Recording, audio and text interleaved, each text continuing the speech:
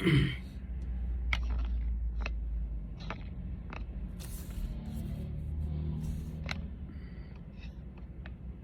আলাইকুম। আজকের ভিডিওটা হচ্ছে যারা ইউএইতে ব্যাংক অ্যাকাউন্ট করতে চাচ্ছেন তাদের জন্য। তো এখানে চাইলে সবাই ব্যাংক অ্যাকাউন্ট করতে পারে, যার ভ্যালিড ভিসা আছে, ভ্যালিড এমআরএত আইডি কার্ড আছে, ভ্যালিড পাসপোর্ট আছে। সে হোক ঘরের ভিসা, সে হোক কোনো লাইসেন্সের ভিসা, আপনার কোনো শপের ভিসা, কোনো ক্যাফেটেরিয়ার ভিসা, কোনো বাকালার ভিসা, কোনো শরিকের ভিসা বা কোনো কোম্পানির visa, any visa.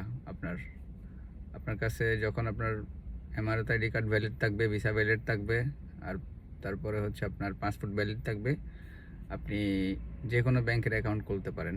Personal account, saving account, current account. এখানে একটু কোম্পানি অ্যাকাউন্ট খুলতে একটু টাফ, কিন্তু পার্সোনাল বা সেভিং অ্যাকাউন্ট, কারেন্ট অ্যাকাউন্ট এগুলো খুলতে খুব ইজি। অ্যাপসের মাধ্যমে আপনার কোথাও যাইতে হবে না, কোনো ব্যাংকে যাইতে হবে না।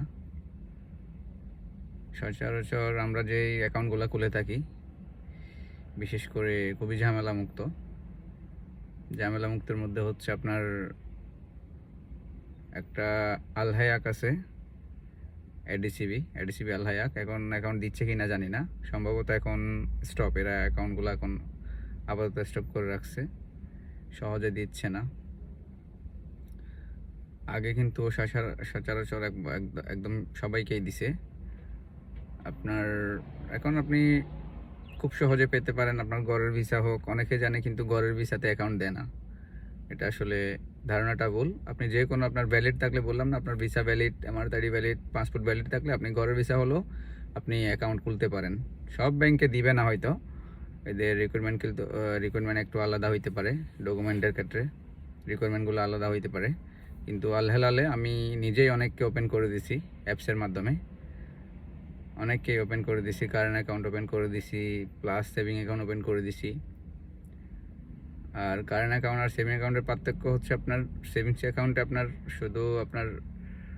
আপনাকে ভিসা কার্ড দিবে, ডেবিট কার্ড দিবে, আর চেক বই দিবে না। আর কারেন্ট অ্যাকাউন্টে আপনি চেক বই পাবেন, প্লাস আপনার ডেবিট কার্ড পাবেন, দুটোই পাবেন। আর কারেন্ট অ্যাকাউন্ট সবার প্রয়োজন পড়ে না, যাদের কাছে ফ্ল্যাট আছে, তারপরে আপনার বিভিন্ন ফ্ল্যাটের এগ্রিমেন্ট, দোকানের এগ্রিমেন্ট আছে, বা অনেক কিছু বিজনেস করতে চাইলে তাদের চেক প্রয়োজন হয়। তো সেই ক্ষেত্রে চেকের দরকার পড়ে, কারেন্ট অ্যাকাউন্টের দরকার পড়ে। তা না হলে সম্ভবত দরকার পড়ে না, আমার যতটুকু জানা। তো পার্সোনাল অ্যাকাউন্টেই চলে। তো বেশিরভাগই পার্সোনাল অ্যাকাউন্ট আপনি খুলতে পারেন। তো সেই ক্ষেত্রে আপনি আল হেলাল ট্রাই করতে পারেন, বা এডিসিবি, আল হায়াক এগুলোতে ট্রাই করতে পারেন, এমআরএত এনবিডিএস এগুলোতে ট্রাই করতে পারেন, মাসিকে ট্রাই করতে পারেন। আর এখানে হচ্ছে সব থেকে আপনার যেটা ফ্রি চার্জ, এটা হচ্ছে আল হায়াকের ছিল, এখন আছে কিনা জানি না, কিন্তু তারপরে আল হেলালে ছিল। আল হেলালে আপনি যে কোনো অ্যাকাউন্ট করলেন ফ্রি ছিল, আপনার জিরো ব্যালেন্সে আপনার কোনো টাকা কাটবে না মাস শেষে। কিন্তু অনেকগুলো ব্যাংক আছে আপনার, এনমারত, এনবিডি, তারপরে দুবাই ইসলামী, আবুধাবি ইসলামী, এগুলোতে আপনার প্রতি মাসেই কিন্তু আপনার 3000-এর নিচে আপনার যদি ব্যালেন্স নামে তাইলে আপনার চার্জ করবে এরা প্রতি মাসে 30 দেরাম, 28, 26, এক এক ব্যাংকের এক এক রকমের, 26, 27, 28, 30 দেরাম পর্যন্ত কাটে আপনার মান্থলি। আপনার যদি 3000-এর নিচে থাকে, অনেক ব্যাংকে 3000 থাকে এদের রিকোয়ারমেন্টে, অনেক ব্যাংকের 2000 থাকে। তো যে ব্যাংকের যেরকম সিস্টেম, এই সিস্টেম অনুযায়ী আপনার টাকাটা কাটে। তো আপনারা চাইলে খুব সহজে অ্যাকাউন্ট খুলতে পারেন। তো আমার সাজেস্ট হচ্ছে, খুব সহজে যদি আপনি অ্যাকাউন্ট খুলতে চান, আপনি আল হেলালে ট্রাই করতে পারেন। আল হেলাল আপনার এডিসিবির সাথে এটা পার্টনারশিপ সংযুক্ত। আপনি আল হেলাল সব জায়গায় ব্যাংক পাবেন না, কিন্তু এটিএম পাবেন এডিসিবির এটিএমটা আপনি ইউজ করতে পারবেন টাকা ডিপোজিটের ক্ষেত্রে, উইথড্রোর ক্ষেত্রে। তো আমার মনে হচ্ছে এটাই সহজ মাধ্যম। আর আবুধাবি ইসলামী সবাইকে দেয় না, এখানে আপনার ডকুমেন্টের অনেক রিকোয়ারমেন্ট থাকে, তারপরে এরা ভেরিফাই করে সব কিছু তথ্য পাওয়ার পরেই কিন্তু অ্যাকাউন্টটা অ্যাক্টিভ করে। আল হেলালে আপনাকে সচরাচর সবাইকেই দিচ্ছে আমি যতটুকু জানি, যেহেতু আমি আরবির ঘরের অনেক লোককে ওপেনিং করে দিছি ব্যাংক অ্যাকাউন্ট, তারপরে অনেক লাইসেন্সের লোককে করে দিছি, তো এটাই সহজ আমার মনে হচ্ছে। তো আপনারা যারা ব্যাংক অ্যাকাউন্ট খুলতে চাচ্ছেন তারা সেভিং অ্যাকাউন্ট খুলতে পারেন আল হালালের। তো আমার আরেকটা ভিডিওতে আমি সব কিছু দেখাই দিছি খুঁটিনাটি একদম হাতে কলমে, কিভাবে আপনি ব্যাংকের অ্যাকাউন্টটা ওপেনিং করবেন, কোথায় কি দিতে হবে রিকোয়ারমেন্টের ক্ষেত্রে। তো আপনারা চাইলে আমার ওই ভিডিওটা দেখতে পারেন। তারপরে আপনার ব্যাংক অ্যাকাউন্ট খোলার আগে আপনার ইউই পাসটা দরকার হবে। তো সেই ক্ষেত্রে ইউই পাসটাকে কীভাবে ওপেনিং করবেন, কিভাবে খুলবেন, কিভাবে আপনি ওইখানে রেজিস্টার করবেন, এগুলার নিয়েও আমার একটা ভিডিও আছে, ওইটাও দেখতে পারেন চাইলে। তো আপনার ব্যাংক অ্যাকাউন্ট খুলতে গেলে আপনার কিন্তু খুবই প্রয়োজন হচ্ছে, খুবই না 100% প্রয়োজন পড়বে আপনার ইউই পাসটা। ইউই পাস না থাকলে আপনি ব্যাংকের অ্যাকাউন্টটা খুলতে পারবেন না। ব্যাংকের অ্যাকাউন্ট খুলতে গেলে আপনার 3টা জিনিস প্রয়োজন হচ্ছে মেইনলি। একটা হচ্ছে আপনার ডকুমেন্টের ক্ষেত্রে passport, Mrs ID card, visa copy.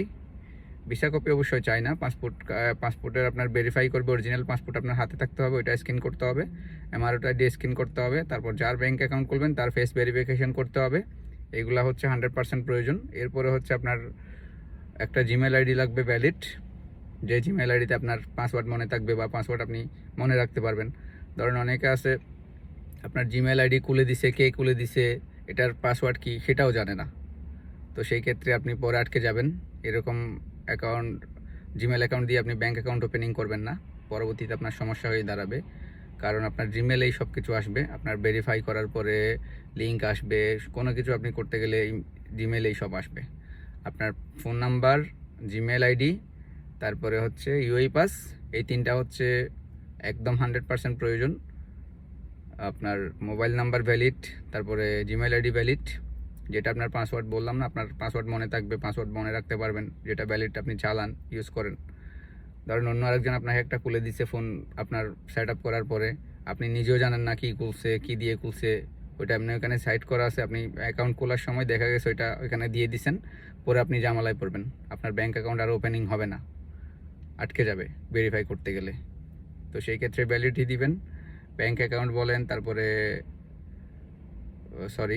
Gmail ID, তারপরে হচ্ছে আপনার ইউআই পাস, মোবাইল নাম্বার, এগুলো ভ্যালিডিটি দিবেন। আর খোলার ক্ষেত্রে আপনার বললাম ওই যে এমআরএস আইডি কার্ড, তারপরে ইউআই পাস, তারপরে আপনার পাসপোর্ট, এগুলো আপনার সাথে রাখবেন, এগুলো সাথে থাকতে হবে। ইউআই পাস যে মোবাইলে থাকবে ওই মোবাইলটা সাথে থাকতে হবে আপনার, বা ওই মোবাইল দিয়ে খুলতে পারেন আপনি।